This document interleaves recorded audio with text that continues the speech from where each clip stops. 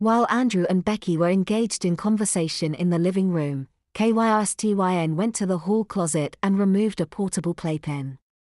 A few minutes later, Kystyn returned to the living room with the portable playpen under her arm.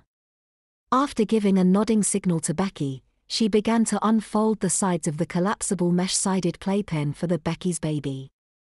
The conversation ground to a halt while Becky waited expectantly for Kystyn to make suitable arrangements for the baby she held in her arms. While he waited for the baby to get settled and the conversation to renew itself, Andrew looked at the baby boy in Becky's arms. By any standards, he was adorable, dressed in nothing but a thick disposable diaper. He had the fine thin hair of that infant boys have in their first year and middle-aged men acquire as their maturity approaches seniority. His chubby cheeks were obviously those of a baby who obtained most of his nourishment from suckling, and the soft, uncalloused skin of his feet and red spots on his knees attested that he had not yet learned to walk and still crept about the floor on all fours. His tiny fists gripped the folds of her blouse tightly as his little fingers kneaded the silky fabric in apparent anxiety. Then the baby turned his head to look directly at Andrew. The direct penetrating stare of the infant alarmed Andrew briefly, before he noticed the wet drool running down the infant's chin.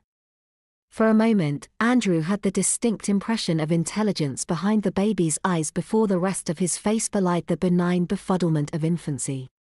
Nevertheless, Andrew was disturbed by the unthinking gaze of the infant. His blue eyes seemed to emanate a look of demoralized helplessness.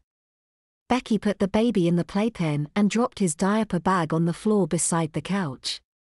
Then she rummaged through the bag and to find the baby's pacifier and put it in his mouth before sitting down to drink coffee with Andrew and Kystyn. The three of them sat on the couch to enjoy Kystyn's brew and chat together. Kystyn asked Andrew if he would like to stay for dinner later, but after stammering his apologies, he declined as politely as possible, explaining that he had an exam in the morning to study for. There was something about baby Joey's look that had disquieted him. An ominous feeling of impending doom made him want to disengage himself from a potentially embarrassing evening, no matter how beautiful Kystyn was.